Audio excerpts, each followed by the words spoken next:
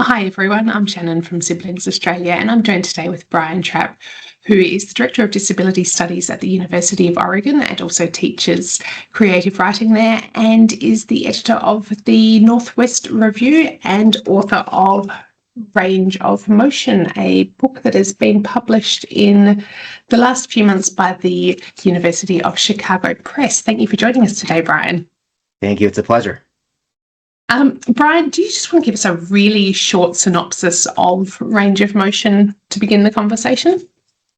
Yeah, it's a novel about two twins. I'm also a twin to my brother, so kind of based off of that.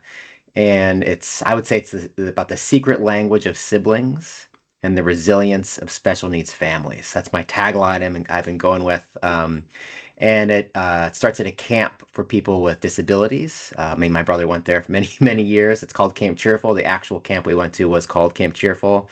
And the character, Sal, who's the disabled brother, he has cerebral palsy and intellectual disabilities.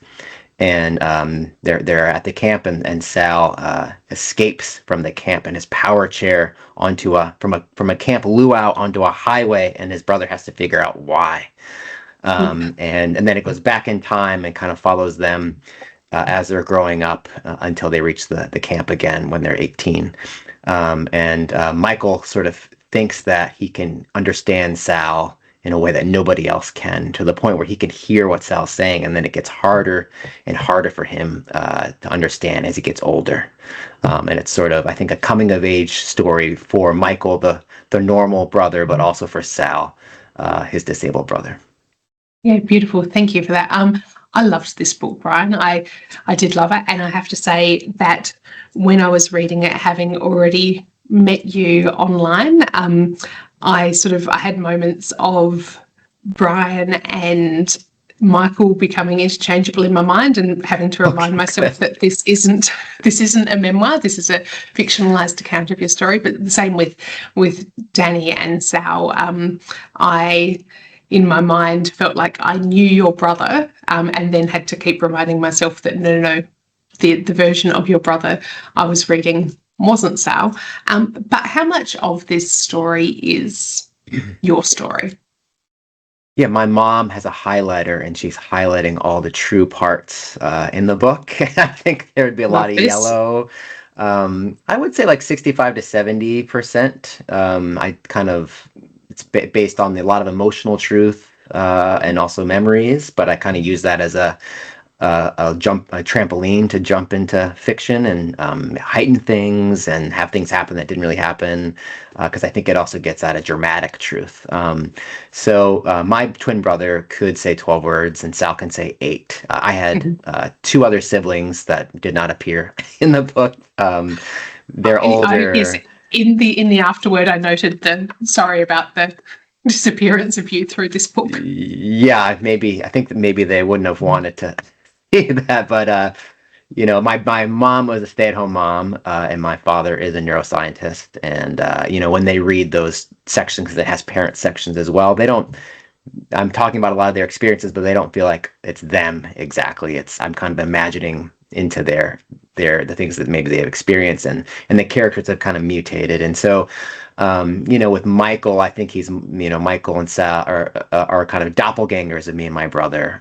So my brother never drove a power chair, and so it was really fun to imagine what he would do if he was driving a power chair. Definitely hit me in the shins a few times, I think, and so it kind of let the character have a little more agency. But a lot of things happened in life. I mean, I've written some nonfiction about that's available on the internet. You can find that describes some of the things that are in the book.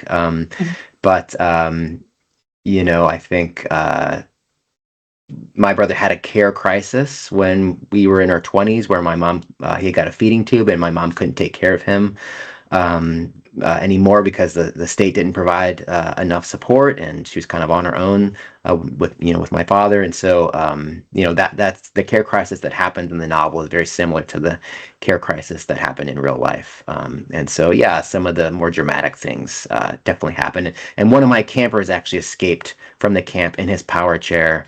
And so that's where that came from. It wasn't something I'm just making up, he really reminded me of my brother, and so I kind of gave that action to the brother in the book, because it really asked the question, what is this person thinking? How do you understand someone who speaks in a way that with a communication disability, where you have to kind of imagine their mind? That's kind of really instrumental to me and my brother's relationship, where he could only say so much, but he could communicate in a lot of other ways. So, but I'm always kind of thinking, what are you thinking? Are you? And I don't want to like put words in his mouth or kind of talk over him, but so kind of leaving space for knowing the difference between what he's saying and what I want him to say. Mm-hmm. Oh my goodness, there is so much here that you've just said that I want to unpack. I love the idea of telling the emotional truth of your story, and I think there is so much emotion in this book that hearing you describe the emotional truth of yours and Danny's life. Sorry, I have to keep reminding myself of which names I'm using. Yeah. But of your real experience as compared to the boys in the book is beautiful. The thing I am going to grab onto first to talk about is, and you've just spoken about your parents and your mum with her highlighter. I've got, as you can see, a number of tabs here. So I'm honored. Maybe I was going to say, maybe me and your mum can sit down at some stage and we can compare the bits that I can ask her, where I've underlined things if that's something that she also highlighted. But I read this in a lot of ways as a love letter to your mum and to your family, and the way that you describe your mum pressing up against those systems and trying to get the boy's mum pressing up against those systems and fighting those sort of systems issues, the way that she has to rely, the mum in the book has to rely on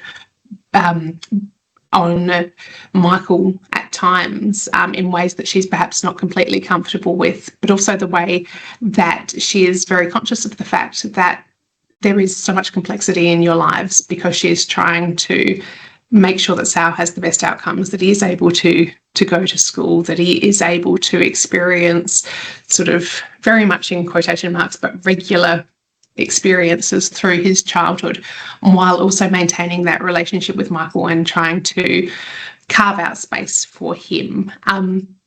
How much does that mirror your experience as a sibling child and those pressures that are sort of coming in from all different directions, the care crisis and the impact of what's happening at school and trying to make sure that everybody's needs are met when there is so much complexity going on? Yeah, actually just talked to this great disability studies scholar, Rachel Adams. She's got a book on care. It's called Love, Money, Duty. And she talks about like a sibling's role is about they're a witness to the work that a mom or dad does, but usually the mom, and also like the how difficult we make life as a society for special needs families. And like my family was very privileged. Same thing with the Mitchells in the novel. They're Gabe is a neuroscientist. My dad's a neuroscientist. We had a lot of access to privileged, like how systems work, getting to the best doctor, knowing how to navigate insurance, knowing how to navigate being able to get into the best school district that always funds their special education levy. That's like the goal of the parents, the dream, both in my parents and the book. And even then, it's so hard. Even then, I think that's what I really wanted to show in the book, and the ways in which they are using all this knowledge they have and resources they have. But even for this family, it's very difficult. And I still have all the insurance denials that my mom begging the insurance company for my brother's shower chair and his bed that he needed to be safe in. And, my dad was a, chairman of neurosciences at the Cleveland Clinic, like, and they're denying that for his son, so, I think being a witness to that work, I think I wanted to honor my mom's work and kind of put it also alongside my dad, because their work was amazing in both ways. But, my mom always felt that no one kind of saw what she did daily. And so, I think I wanted to witness that. But also, like, I didn't want to write a saint-like martyr narrative either. Like, I think Hannah is kind of prickly. She's flawed. She, pushes people a little bit, and also is, funny. So I wanted this to be a very human story, even if it's also about systems. Mm-hmm. And I think, that was the thing. Like, a lot of stuff about my brother, if he was in a medical crisis, that was very difficult. If he couldn't do something that we wanted to do, that was difficult. But the thing that really, like, made you angry was the ableism and the prejudice, and people infantilizing him or not treating him like a full human being. That was the thing that, like, gets you. It's not the things that people think about. It's like the things that could be helped, not the things that can't be helped. Yeah. So yeah. And I think, we've had a similar experience in my family, in that some of the outcomes for my stepdaughter in our case, I look at and I get very angry. She's had positive outcomes through the system, but because we've known how to advocate for them. And whenever I'm talking to parents about the sibling experience, I'm very conscious of, you do the best you can with what you've got. And having that level of knowledge of the system, or the language that you need to use to advocate on behalf of your loved ones, is great for our individual families who have that, but the system shouldn't require that. The system should look at, what does this person need to thrive in the world, and supply it. It shouldn't sort of be reliant on that advocacy work, on that knowledge of the system, on having a neuroscientist father, Yeah, I think I write, I said in another interview, we shouldn't require our special needs families to be heroes. Yeah, 100%. It should be, a right to receive help, not something that you heroically earn. So, yeah. Absolutely. I think the other thing too, it's like I wanted to show the absurdity of the system. Like that, I think there's a sort of absurd, dark comedy about, how to navigate those things too. So I don't think it's too heavy-handed in the book.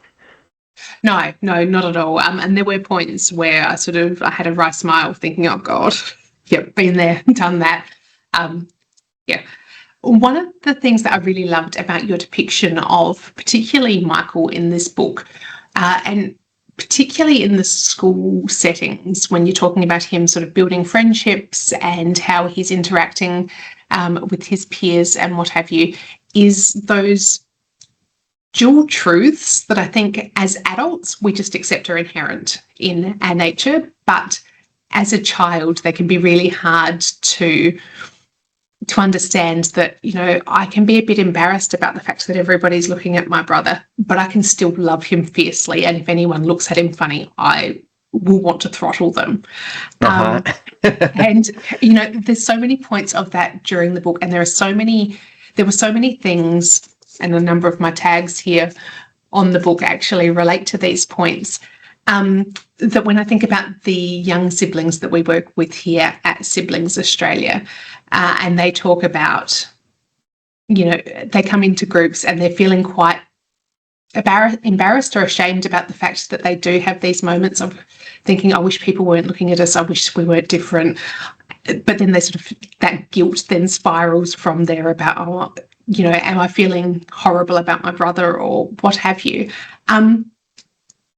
Taking that this is, partially fictionalised, but could you sort of talk through writing about that as an adult, reflecting back on how you felt as a kid in those situations? Yeah, I think my sister might have had a bit more embarrassment than I did, but I definitely was self-conscious, and it, I think it's more just like it's stressful to be out in public with someone who's very visually disabled because I'm sure if they're having behaviors or something that people draws attention, because you never know what someone's going to say, and there's also ways in which you have this intimate relationship with your sibling, and then you go out in public and you see how other people might see them, and it's like that can be a wake up call, or just like they're weird to them. They don't know how to communicate with them. They don't know how to speak their language sometimes. And so I wanted to write into that kind of complexity of emotion, that love and self-consciousness and anxiety. I think it's a very anxious book. Yep. Yes, and but at the same time, like deep love. And I also feel like Michael, and maybe Hannah too, and the characters in the book, I wanted to also like touch on the sentiment of superiority that I think families like ours sometimes feel, because like we have a higher purpose as a family, like to help this person who's vulnerable and needs has needs through life. And so I definitely think there's a deep sense of purpose that this family has too, and that's also part of the mix of emotion, right? So I think I wanted to get all of that, and comedy can be a good way to talk about that stuff, because it is a sort of contradiction and stumbling towards love in a way. Yeah. And I think too, the boys' experiences and sort of Michael's feelings about all of it also reflect so much of what we see with families who come to us, in early childhood. It's just, this is how our family is, and there's sort of no broader considerations. And then kids go through that, oh, hang on, not everybody has a family situation like us, and perhaps this is a bit different. And then they sort of, I don't want to say make their peace, but settle into their comfort around it. And then we often have families contacting us saying, everything was fine, and all of a sudden they're a teenager and they don't want to hang out with their brother or sister again. Mm-hmm. And what's gone wrong? And I always say to parents, but that's being a teenager. There's a very clear developmental point as teenagers that we all go through, regardless of whether we've got someone in our family who's got additional needs, where we feel like everybody's looking at us, and no one's looking at us because they're all too busy looking at themselves and thinking about what everyone else thinks about them. But that sort of up and down, that is part of normal developmental stages for children, I think is really heightened in some of the families that we deal with, and we certainly see echoed in Michael and Sal's journey in here. Yeah, I think I tried to dramatize that, and I think my brother and I maybe went through something a little similar, where Michael feels extremely close to him when they're young, and then as he gets older, he kind of loses that closeness that he had, and maybe part of the book is earning that back in a way, through the end. But yeah, I think that's kind of natural. I think for me, I've heard siblings that are like, I don't really want to have much to do with my brother or sister at this when they're older. For me, I really, maybe they might call it like over-identification. Like I didn't feel that way too much. Like I really wanted to be with him. And, part of my self-esteem came from being a good brother, and I was good at it. And I think part of it was also like getting to an environment where it's normalized to have a sibling like this. So that's why sibling groups are so important. But for me, the camp at Camp Cheerful in the novel, that was like an alternative country where disability wasn't a big deal, or everybody had a disability. And so for me, it kind of like woke me up to, I could be my brother's twin in a way I couldn't be other places. And so to find a place that you can take your sibling, like a camp where there's other people like you, other siblings like you, can just be a really kind of shift the relationship in a powerful way. Yeah, that's a really interesting point, and I'd love to explore that with you a bit offline. What we've seen in Australia, I'm not sure if you're aware of this, Brian, but we have what's called the National Disability Insurance Scheme, and what that means is very much individualised funding for the person with disability, which fabulous centralises them and their needs and sort of what they need to exist in the world. But with the introduction of the NDIS, a lot of those camps and things that were funded through what was referred to as block funding have disappeared from our landscape. And one of the things at Siblings Australia we're looking at is how can we bring that sort of thing back, because we know that they are really important in terms of the relationships between the person with a disability and their brother or sister, but also we find when we bring together sibling groups, a lot of our siblings haven't met other people who've got a similar experience, and that sort of community building that comes with that is so important, and you see that through this book and the camp. Yeah, I think it could also be like, I think you develop a little different value system when you are a special needs family. That values interdependency and, looks at how someone can be, contribute to your family that might not look like the normal way. Like my brother could say 12 words, but he could also, the way he said I love you was a lot different than, someone that had full speech. And, you can come together with that. I think it's like a kind of a cultural thing in a way. So, I think it's totally important. Yeah, absolutely. And I'm very conscious of the time, but I do really want to talk about very quickly the communication between the brothers in the book and between you and your brother. And I'm conscious that you don't want to put words in Danny's mouth. Michael doesn't want to put words in Sal's mouth as they get older. Perhaps he's a bit more comfortable with that as a young child. But there is that, while Sal does have a limited vocabulary, there is nuance within that language that, being close to him, Michael's able to understand in a way that perhaps people who don't have that closeness with him would. And you've spoken about, and I'm not sure if this was prior to when we started recording or not, but you being able to pick up the nuance of Danny's language in ways that other people couldn't. And that's also something that we hear a lot about, particularly for younger children, younger kids with disabilities whose parents will come to us and say their brother or sister just, they know what they're asking for in ways that I can't possibly understand. And so I think, there is that line between, you don't want to put words in someone's mouth, but siblings do have that language that, whether there's disability or not, they understand and no one else understands. And I think that's really beautifully explored in your book, even though there is that sort of is Michael just, is he putting too much into Sal's mouth? But yeah, if you could just talk really briefly about that and that sort of communication and language that exists between a sibling who is really close with their brother or sister. Yeah, I mean, I felt very close to my brother. I mean, I felt like I knew what he was thinking sometimes. So it was fun to like dramatize that in the book, where Michael's actually, you can see Sal's speech like in quotes when they're very young, and then it gets, harder and harder for him to be sure about what Sal is saying. But like, I still think I knew my brother best. Like, and actually part of the book that's true to life is that, I was asked to put my voice in my brother's augmentative communication device, his computer, which was called the Whisper Wolf when he was younger, and the Dynavox when he was older. And so I got to record very naughty things that my brother would then click. And so I was actually like, literally I wondered if asked, that was a true part.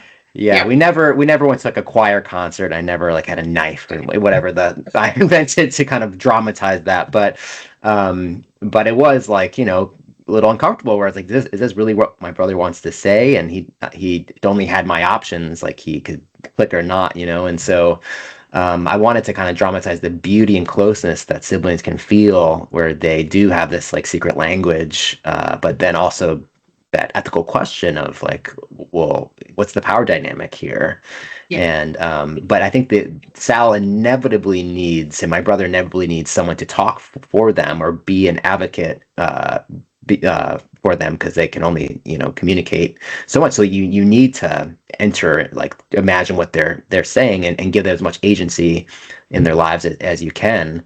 But like the alternative is like not imagining or not projecting, and that's equally disturbing. So I think it's getting that balance right, and respecting autonomy, but also respecting different ways of speaking, and I think siblings can have a beautiful closeness with their siblings. Yeah, awesome. Well, thank you so much for your time, Brian. For everyone watching this, once again, it is Range of Motion, published by the University of Chicago Press. In Australia, you can get it directly through the University of Chicago Press or through Amazon. You might be able to find it at some other stockists as well. But thank you again, Brian, for sharing your story. Thank you so much, Shannon. This was great.